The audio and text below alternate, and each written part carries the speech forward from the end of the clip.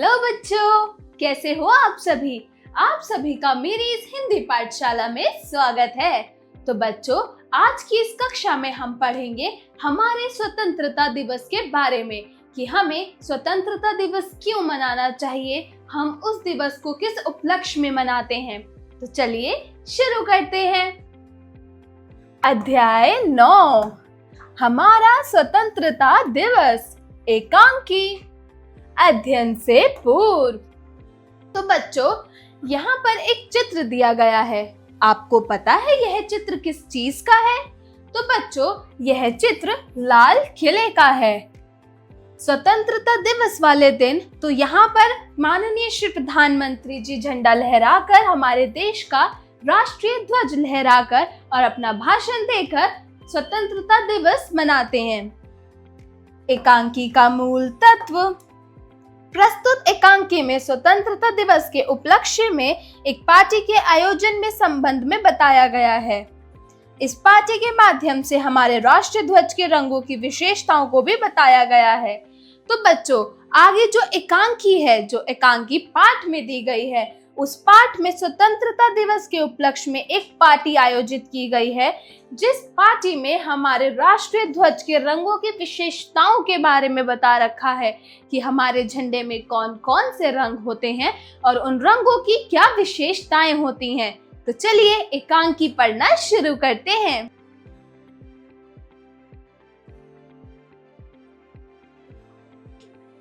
स्वतंत्रता दिवस के अवसर पर निकिता और युवी एक पार्टी के लिए चीजें तैयार कर रहे थे। उन्होंने अपने चचेरे भाइयों, चाची और सभी चाचाओं को भी आमंत्रित किया। तो बच्चों, यहाँ पर एक फैमिली, एक परिवार की बात की जा रही है, जिसमें निकिता और युवी जो हैं वो पार्टी के लिए चीजें तैयार कर रहे हैं कि उन्हें पार्टी को कैसे आयोजित करना है और पार्टी में क्या क्या चीजें करनी है। और आपको पता है, उस पार्टी में उनके चचेरे भाइयों, चाची और सभी चाचाओं को भी आमंत्रित किया गया है, यानी कि इनवाइट, यानी कि बुलाया गया है। तो उसमें युवी ने पूछा, पार्टी के लिए हम क्या क्या कर सकते हैं? निकिता ने बड़े उत्साह से कहा, हम अपने घर को सजा सकते हैं। सबसे पहले हम परिवार की एक तस्वीर को पेंट करेंगे। तो सबसे पहले पापा की तस्वीर को रंगेंगे, उसके बाद चाचा, माँ और मौसी की तस्वीर को रंगेंगे।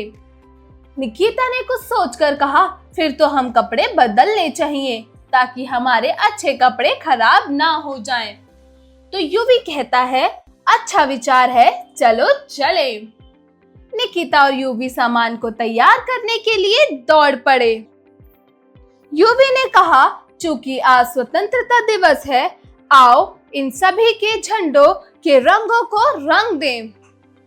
तो इसमें ये बताया गया है कि युवी जो है वो सबसे पूछता है कि हम इस पार्टी में क्या क्या कर सकते हैं, ऐसी कौन कौन सी चीजें हैं जो हम इस पार्टी में कर सकते हैं।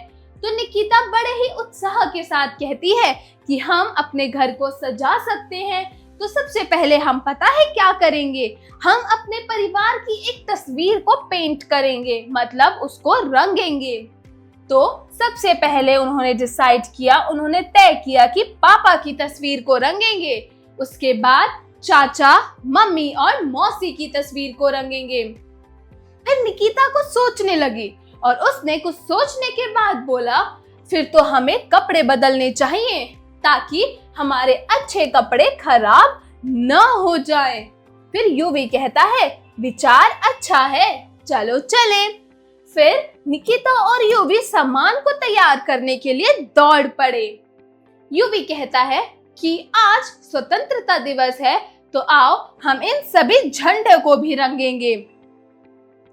तभी निकिता कहती है, निकिता ने कहा, यह बहुत अच्छा विचार है, क्यों ना हम सफेद कागज और झंडे की तरह हरे और केसरिया रंग का भी उपयोग करें। तो निकिता बोलती है कि हम झंडे पे क्यों ना सफेद कागज और झंडे की तरह, जैसे झंडे में हरा, केसरिया और सफेद रंग होते हैं, तो क्यों ना हम इन रंगों का भी उपयोग करें। तभी निकिता ने उदास होकर कहा, हमारे पास तो भगवा रंग नहीं है, मतलब केसरिया रंग उनके पास नहीं है। तो यूवी कहता है यह ठीक है,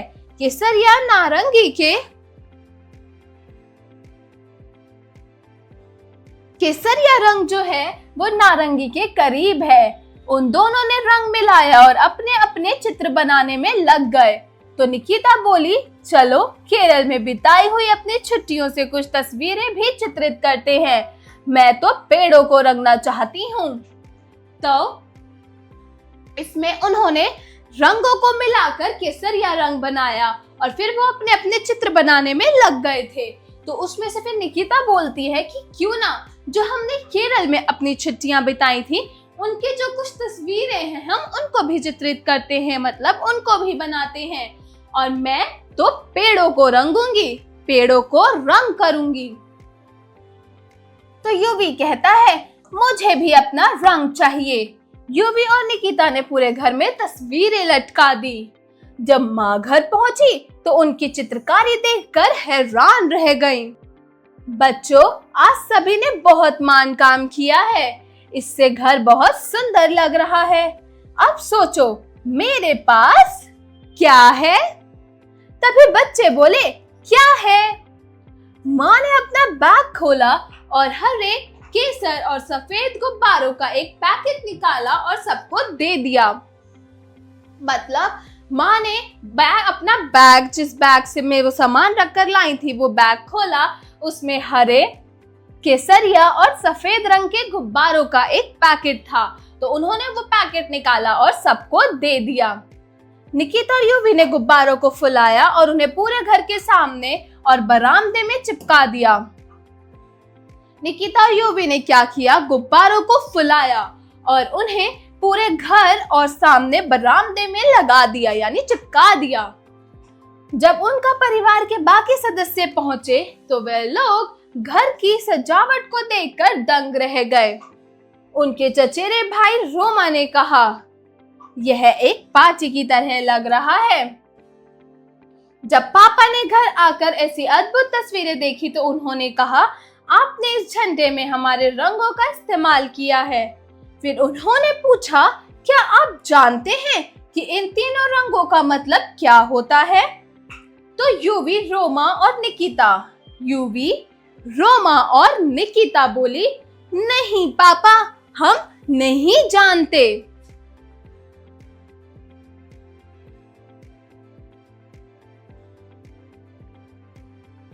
फिर पापा बोले, मैं आपको बताता हूँ। केसरिया का अर्थ है साहस और बलिदान। केसरिया रंग मतलब होता है बलिदान, सैक्रिफाइस। क्यों? क्योंकि जो पुराने टाइम के लोग थे, जब वो युद्ध में जाते थे तो युद्ध में जाने के लिए वो केसरिया वस्त्र का धारण करते थे और जब उनकी मृत्यु हो जाती थी उन्हें केसरिया रंग के कपड़े से ही ढका जाता था। तो बच्चों, साहस का और बलिदान का केसरिया रंग का अर्थ है। सफेद रंग का अर्थ है सत्य और पवित्रता और हरा रंग का मतलब होता है खुशहाली और समृद्धि। तो पापा ने मुस्कुराते हुए कहा, इन सभी शब्दों का मतलब भारत है। बच्चों, अब केक काटकर पार्टी का आनंद लेते हैं। इस प्रकार सभी लोगों ने पार्टी का आनंद लिया। तो बच्चों, जैसा कि अभी हमने पाठ में इस एकांकी में पढ़ा कि स्वतंत्रता दिवस का मनाने का क्या उद्देश्य होता है, जो हमारा राष्ट्रीय ध्वज है जो हम अपने स्वतंत्रता दिवस पर लहराते हैं, उसमें कौन कौन से रंग होते हैं और उन रंगों का क्या महत्व होता है, उन रंगों का क्या अर्थ होता है, क्या मतलब होता है। आशा करती हूँ आपको ये पाठ समझ आया होगा। तो चलिए अब शब्दार्थ पढ़ते हैं, मतलब कुछ शब्दों के अर्थ पढ़ते हैं। शब्दार्थ। अवसर मतलब मौका, समय या फिर सुयोग। आमंत्रित मतलब बुलावा या फिर निमंत्रण। उत्साह मतलब उमंग, हौसला और इच्छा। तस्वीर मतलब चित्र या फिर आकृति। स्वतंत्रता मतलब मुक्ति या फिर आजादी। भगवा रंग मतलब उगते हुए सूर्य के जैसा रंग, यानी कि जब सूरज उगता है उसका जैसा रंग होता है वैसा रंग, उसे हम भगवा रंग कहते हैं। उच्चारण करें। तो बच्चों, यहाँ कुछ शब्द दिए गए हैं जिनका उच्चारण आपको सही ढंग से करना है। तो चलिए मेरे साथ इन शब्दों का उच्चारण कीजिए। स्वतंत्रता दिवस, छुट्टियों, झंडा, झंडा, अच्छा, नारंगी, नारंगी, गुब्बारे, गुब्बारे, श्रुतलेख। तो बच्चों, यहाँ कुछ शब्द दिए गए हैं जिनका आपको लिखकर अभ्यास करना है। तो चलिए इनका लिखकर अभ्यास करना शुरू करते हैं। तो बच्चों, पहला शब्द है तस्वीर। त स व ई र, तस्वीर। दूसरा शब्द है स्वतंत्रता। स्वतंत्रता,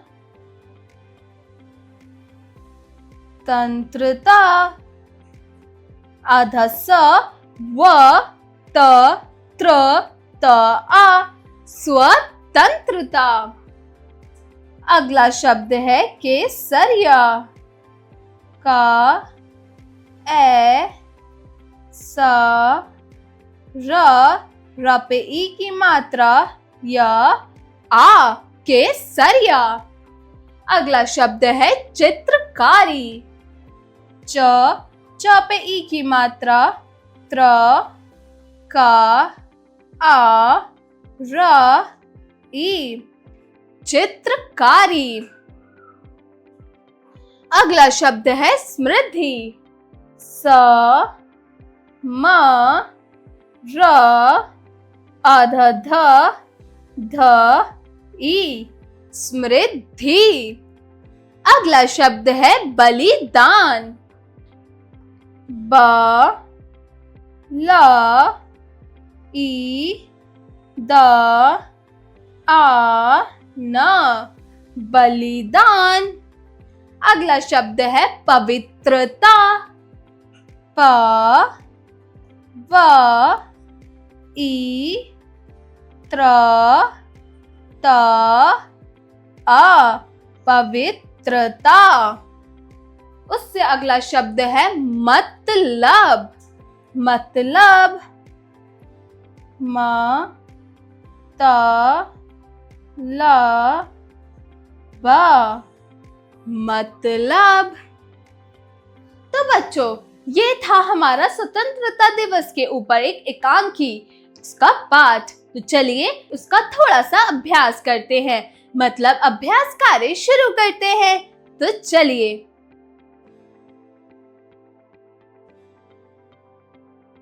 चलिए मेरे साथ अभ्यास कार्य शुरू कीजिए। अभ्यास कार्य, जरा बोलिए। Speaking skills. प्रश्न 1, दिए गए प्रश्नों के उत्तर लिखिए। तो बच्चों, यहाँ कुछ प्रश्न दिए गए हैं जिनका आपको सही जिनका उत्तर बताना है। तो बताओ, हम स्वतंत्रता दिवस कब मनाते हैं? वेरी गुड, हम स्वतंत्रता दिवस 15 अगस्त। हम स्वतंत्रता दिवस 15 अगस्त को मनाते हैं। अगला प्रश्न है, तिरंगे झंडे में कितने रंग होते हैं? कितने रंग होते हैं? 3। हमारे तिरंगे झंडे में 3 रंग होते हैं, केसरिया, सफेद और हरा। अगला प्रश्न है, चित्रों में कौन रंग भर रहा था? तो बच्चों, जो चित्र वो बना रहे थे उनमें रंग कौन भर रहा था?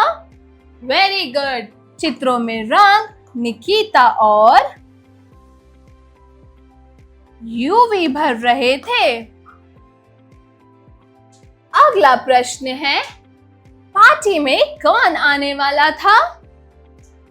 बताओ। वेरी गुड, पार्टी में निकिता और यूवी के चचेरे भाई, चाचा, चाची, मौसा, मौसी सब आने वाले थे। अगला प्रश्न है माँ ने बच्चों को उपहार में क्या दिया? जब माँ ने वो सजावट हुआ घर देखा, जब वो खुश हो गई, तो उन्होंने बच्चों को उपहार में क्या दिया था? तो बच्चों, माँ ने बच्चों को उपहार में हरे, केसरिया और सफेद रंग के गुब्बारों का एक पैकेट दिया था। चलिए आगे बढ़ते हैं। जरा लिखिए। Writing skills. प्रश्न 2, दिए गए प्रश्नों के उत्तर लिखिए। तो बच्चों, यहाँ कुछ प्रश्न दिए गए हैं जिनका आपको सही सही उत्तर लिखना है। पहला प्रश्न है, झंडे के रंगों का नाम बताइए। तो बताओ, झंडे में कितने रंग होते हैं और कौन कौन से रंग होते हैं? Very good. झंडे में 3 रंग होते हैं, केसरिया, सफेद और हरा। केसरिया, सफेद और हरा। अगला प्रश्न है, बच्चे झंडों के रंगों से क्या भरना चाहते थे? चित्रों को। जिन चित्रों को उन्होंने चित्रित किया था, जो उन्होंने केरल की छुट्टियों में चित्रों को चित्रित किया था, वो बच्चों ने झंडों के रंगों से उन्हें भरना चाहते थे। यूवी और निकिता को झंडे के रंगों के अर्थ के बारे में किसने बताया?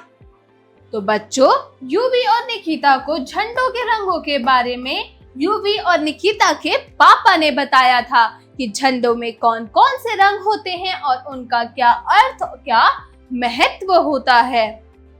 अगला प्रश्न है, पार्टी में सजावट किसके द्वारा की गई थी? लिखिए।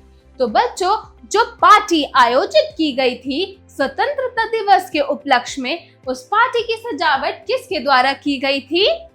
Very good. उस पार्टी की सजावट निकिता और यूवी, उस पार्टी की सजावट निकिता और यूवी के द्वारा की गई थी।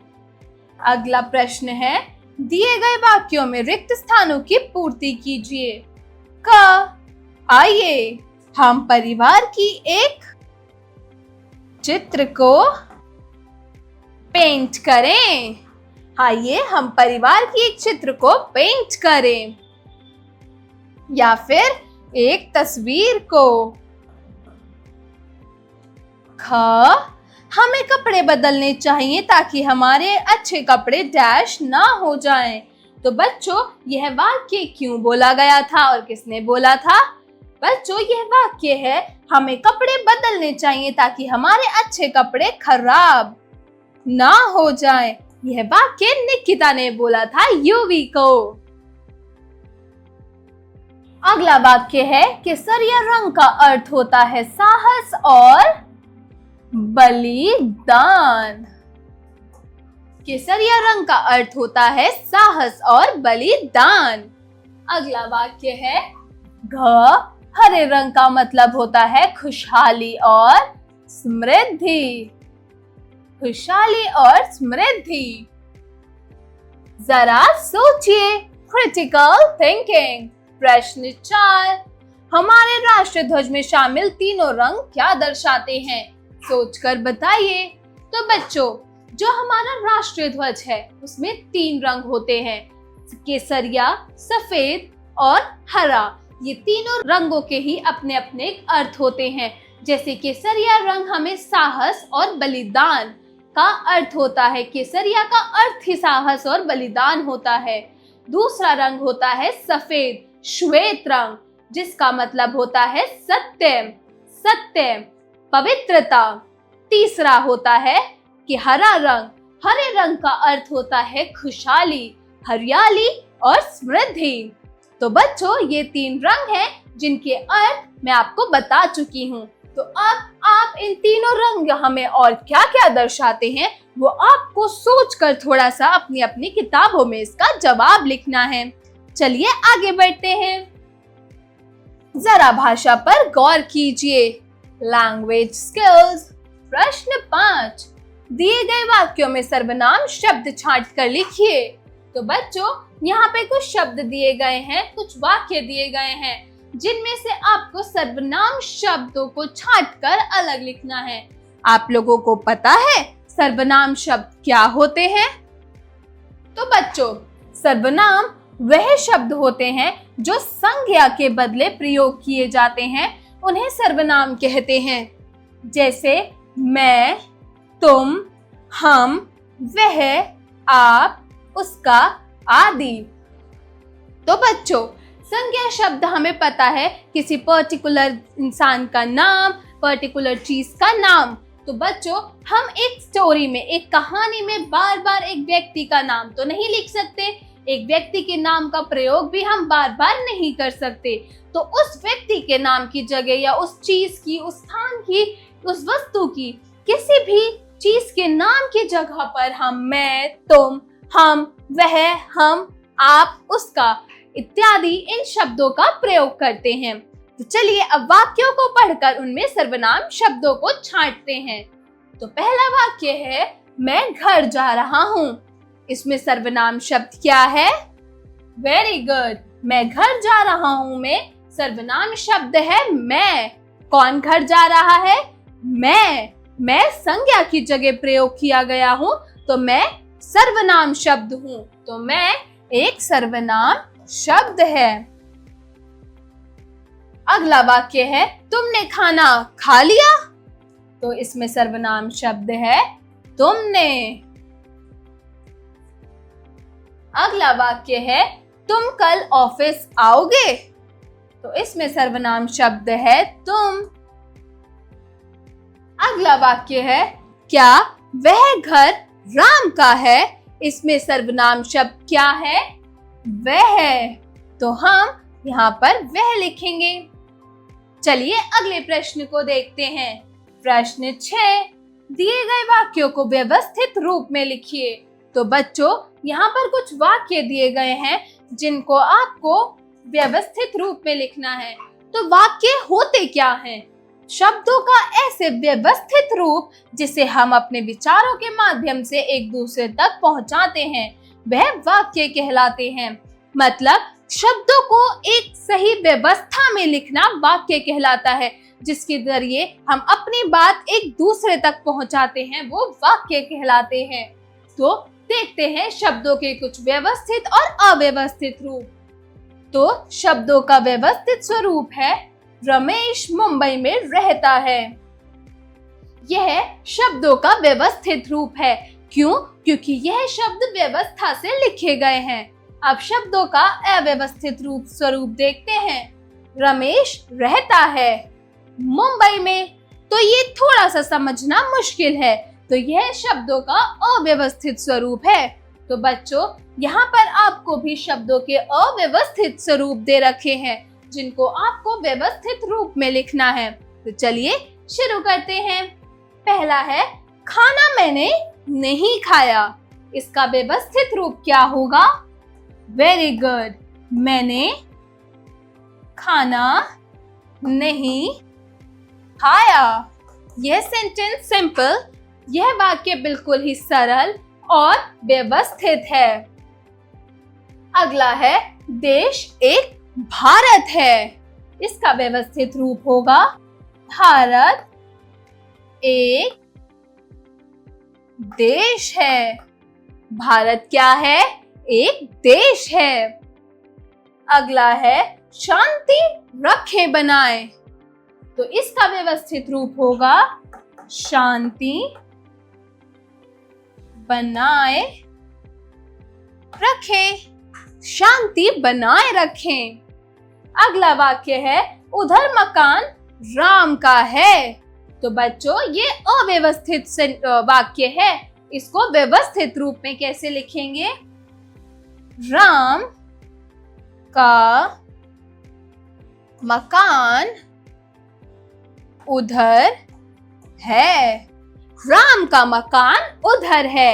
यह एक व्यवस्थित वाक्य है। चलिए आगे बढ़ते हैं। जरा रचनात्मक कार्य कीजिए, क्रिएटिव स्किल्स। प्रश्न 7, 15 अगस्त को स्वतंत्रता दिवस के रूप में मनाया जाता है? 5 वाक्य लिखिए। तो बच्चों, जैसे हम सभी जानते हैं कि जो स्वतंत्रता दिवस है वो हम 15 अगस्त को मनाते हैं। तो हम स्वतंत्रता दिवस क्यों मनाते हैं? स्वतंत्रता दिवस पर हम क्या क्या चीजें करते हैं, यह आप लोगों को 5 वाक्यों में अपनी अपनी किताबों में लिखना है, थोड़ा सा सोचकर, थोड़ा सा दिमाग लगाकर। तो आपको इसका जवाब अपनी किताबों में लिखना है। अगला है जरा दिमाग लगाइए, ब्रेनस्टॉर्मिंग एक्टिविटी। प्रश्न 8, दिए गए दिवस को मनाए जाने के क्रम में व्यवस्थित कीजिए। तो बच्चों, यहाँ कुछ दिवस दिए गए हैं। आपको पहले कौन सा दिवस मनाया जाता है उसके अनुसार इन मनाए गए दिए गए दिवस को उनके मनाए जाने के क्रम में व्यवस्थित करना है। तो बच्चों, चलिए शुरू करते हैं। गांधी जयंती, स्वतंत्रता दिवस, गणतंत्र दिवस, बाल दिवस, शहीद दिवस, पराक्रम दिवस, किसान दिवस और शिक्षक दिवस, यह कुछ दिवस दिए गए हैं। तो बच्चों, पहला दिवस जो हम मनाते हैं वो है पराक्रम दिवस। यह हम 23 जनवरी को मनाते हैं और यह सुभाष चंद्र बोस की जयंती वाले दिन मनाया जाता है। तो यह पहले क्रम में आएगा। दूसरा दिवस है गणतंत्र दिवस यानी कि रिपब्लिक डे, जो हम 26 जनवरी को मनाते हैं। अगला दिवस है शहीद दिवस यानी कि ब्लैक डे ऑफ इंडिया, जो हम 14 फेब को मनाते हैं। अगला है स्वतंत्रता दिवस, जो हम 15 अगस्त को मनाते हैं। तो हम यहाँ 4th लिखेंगे क्योंकि ये चौथा दिवस है क्रम के अनुसार। उसके बाद हम क्या मनाते हैं? शिक्षक दिवस, 5 सितंबर हम शिक्षक दिवस मनाते हैं। तो यह अगला क्रम यानी 5th क्रम, 5वें क्रम में आएगा। उससे अगला है गांधी जयंती, जो हम 22 अक्टूबर को मनाते हैं। तो यह छठा दिवस है यानी 6th स्टेज यानी छठे क्रम में आता है। उसके बाद हम मनाते हैं बाल दिवस, कब? 14 नवंबर। तो यह 7th नंबर यानी 7वें क्रम में है। अगला है किसान दिवस यानी फार्मर डे। तो फार्मर डे यानी किसान दिवस हम कब मनाते हैं? 23 दिसंबर। तो यह 8th क्रम में यानी 8वें क्रम में आएगा। चलिए अब आगे बढ़ते हैं। जरा रंग भरिए, आर्ट इंटीग्रेटेड एक्टिविटी। प्रश्न 9, महात्मा गांधी के चित्र को पूरा करें और उसमें रंग भरें। तो बच्चों, यहाँ आपको महात्मा गांधी का एक चित्र दिया गया है जिसमें आपको इन डॉट्स को मिलाकर आपको इस महात्मा गांधी के चित्र को पूरा करना है साफ सफाई के साथ, और पूरा करने के बाद इसमें रंग भी भरना है।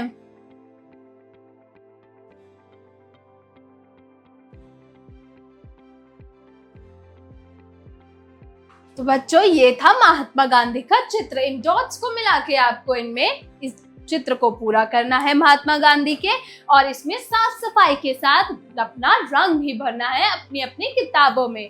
तो बच्चों, आज के लिए था बस इतना ही। आशा करती हूँ आपको आज का पाठ, आज की कक्षा अच्छी लगी होगी, आज की एकांकी अच्छी लगी होगी। तो बच्चों, मिलती हूँ अगली कक्षा में एक नई कहानी, एक नई कविता के साथ। तब तक के लिए बाय बाय।